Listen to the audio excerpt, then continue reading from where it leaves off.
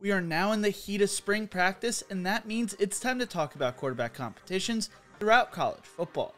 Over the next few days, I'll be going over a handful of competitions you may want to keep an eye on, and this marks the third part of the series.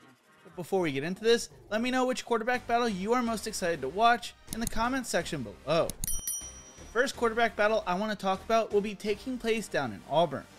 Auburn has had a really bad offseason, and head coach Bryan Harsin is probably counting down the days to the start of the season.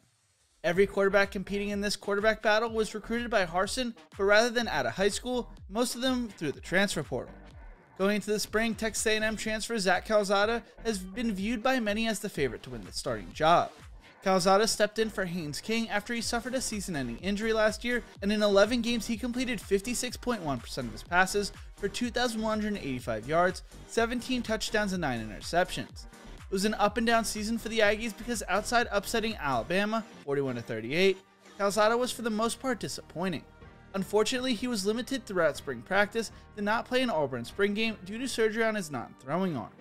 Due to missing time, he may be on a back foot compared to the others frontrunners come fall camp. TJ Finley started his college career at LSU before transferring to Auburn.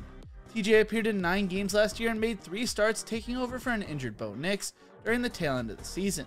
Finley finished the 2021 season throwing for 827 yards and 6 touchdowns. Some called for Finley to take over the starting job when he threw the go-ahead touchdown against Georgia State.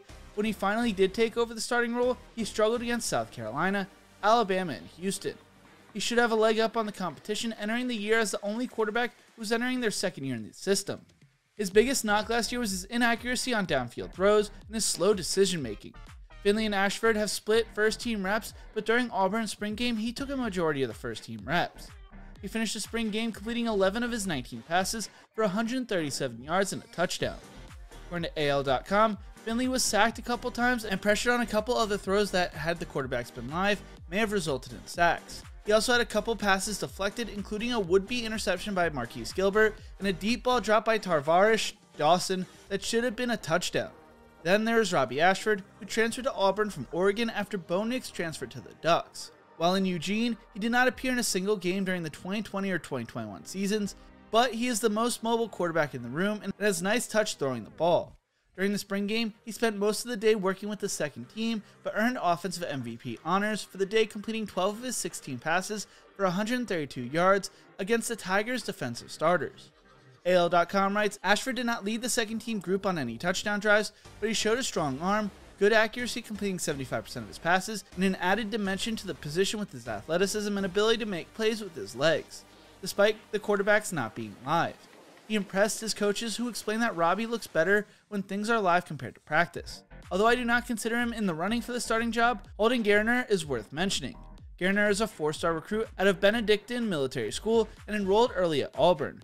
His skill sets fit Harsin's scheme the most, which makes sense since he was the only quarterback Harsin's recruited out of high school.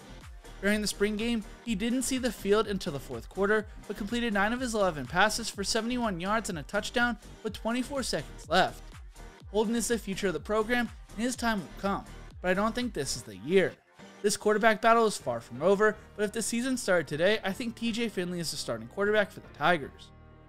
With Sam Howell leaving for the NFL draft, Mack Brown and North Carolina will be looking for their next starting quarterback after a disappointing season. It's been over a decade since Brown had to seriously navigate a quarterback battle, but he has one on his hands when it comes to Jacoby Criswell and Drake May.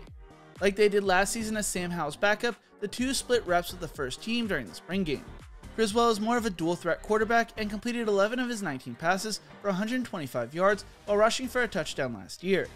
May was viewed by many as the heir apparent to Howell when he committed to North Carolina. He stands at 6'5" and has a big arm. His dad played at North Carolina while his brother Luke was a basketball star playing with the Tar Heels. Last year he completed 7 of his 9 passes, throwing a passing touchdown and finishing with 38 rushing yards. May twisted his ankle a few weeks ago, but wrapped it up and was back in practice the next day. Criswell hurt his hamstring but refused to miss practice. This will be a highly contested quarterback battle going into the fall, and we watched it occur during the spring game. Criswell led the first team on a 12-play 71-yard touchdown drive, and the following possession May responded with a 4-play 61-yard touchdown drive.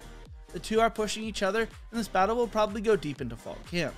My prediction right now is Drake May, but don't be surprised if Criswell plays or Mack Brown plays both quarterbacks. Like North Carolina, Ole Miss will be looking to replace their quarterback who entered the 2022 NFL Draft in Matt Corral. Whoever wins this job will have big shoes to fill, especially with the new offensive coordinator. Luke Altmaier replaced Corral when he got hurt during the Sugar Bowl and struggled. The thing is, the situation he was thrown into was less than ideal, so it shouldn't be used to knock him. Altmaier has the ultimate advantage, having been in Kiffin's complicated offense that even Corral struggled to learn at first. So far this spring, he has been more consistent and has had better decision making. He hasn't made any highlight plays, but he also hasn't made any glaring mistakes. Then there is USC quarterback Jackson Dart, who is viewed as one of the better quarterbacks in the transfer portal. He started as a true freshman for USC, but decided to transfer because he didn't fit the Lincoln Riley system, and it was believed that Caleb Williams was going to transfer to Los Angeles. During his freshman year, Dart threw for 1,353 yards, 9 touchdowns, and 5 interceptions after Keaton Slovis went down with an injury. Dart enrolled at Ole Miss in January after being highly recruited by Kiffin while in the transfer portal. Throughout the spring, Dart has made more highlight plays than Altmaier, but has also made more mistakes. Ole Miss plays their annual Grove Bowl on April 23rd, but this quarterback battle will extend into the fall. Expect Kiffin to announce the starter during fall practice. I think Dart is the week 1 starter if he is able to get his arms wrapped around the offense. Justin Wilcox is needed to navigate one of the toughest COVID situations at Cal, and it's a big reason why the Golden Bears have struggled the past 2 seasons. With that being said, there may be some hope surrounding the program with a strong defense and some solid offensive pieces. They will have a question mark at quarterback with Chase Garbers heading off to the NFL. Although the Golden Bears have 6 quarterbacks in spring camp, only 3 have a real chance at winning the starting job. Jack Plummer arrives in Berkeley, California via the transfer portal from Purdue.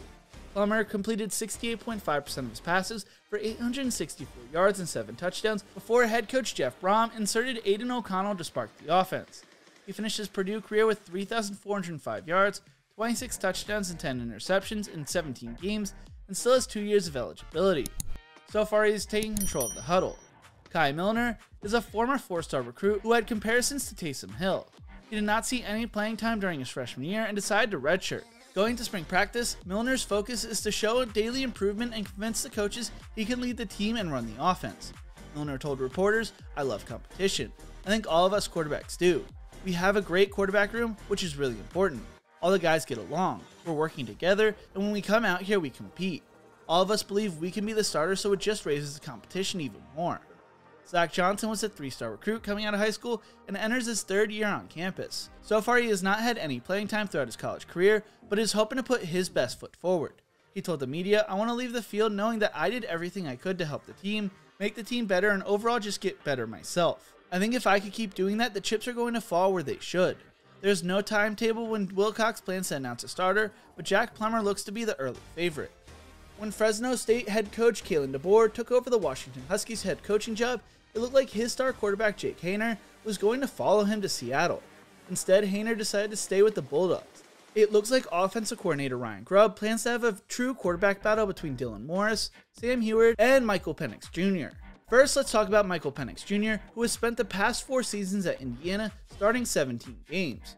During his Hoosier career, Penix threw for 4,197 yards, 29 touchdowns, and 15 interceptions, while also rushing for 6 touchdowns on the ground. He played for DeBoer back in 2019, when DeBoer was the offensive coordinator and quarterback coach at Indiana.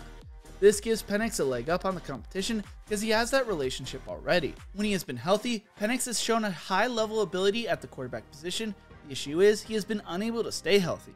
He has never played more than 6 games his entire career. Sam Heward broke the Washington State high school career passing record and played in 4 games as a freshman, making his first career start in the Apple Cup. He struggled, completing 17 of his 31 passes for 1 touchdown and 4 interceptions. According to the News Tribune, the prevailing sentiment is that Heward's start was doomed from the get-go. With UW's coaching staff in disarray and the team playing poorly on the field all season, that loss has stuck with Heward throughout the offseason. The son of former UW quarterback Damon and nephew of Brock was a 5-star recruit for a reason and has all the potential in the world. The offense Grubb and DeBoer plan to run looks a lot like the one he ran in high school. He still looks like he may be the future of the program, even if he doesn't win the starting job this year. Dylan Morris had an up and down season as the Huskies starting quarterback last year, became the scapegoat for the fan base that was frustrated by the state of the program. The former 4-star recruit has started 15 games over the past 2 seasons, throwing for 3,355 yards, 18 touchdowns, and 15 interceptions. The redshirt sophomore told the media last year, "Take it for what it was and learn from it. but it's going to be a completely new team this year. You can see the differences in the offense already. Just from watching games last year and the comparison to what we had last year, it's night and day. I think it's fair to erase all that. Each quarterback will have an equal opportunity to win the job, but it looks like to many that Michael Penix Jr. is the early favorite. What do you think? Which competition are you most intrigued by? Let me know in the comment section below. If you enjoyed this video, don't forget to leave a like and subscribe to the channel for more college football content. Thank you so much for watching, and as always, remember to embrace the grind.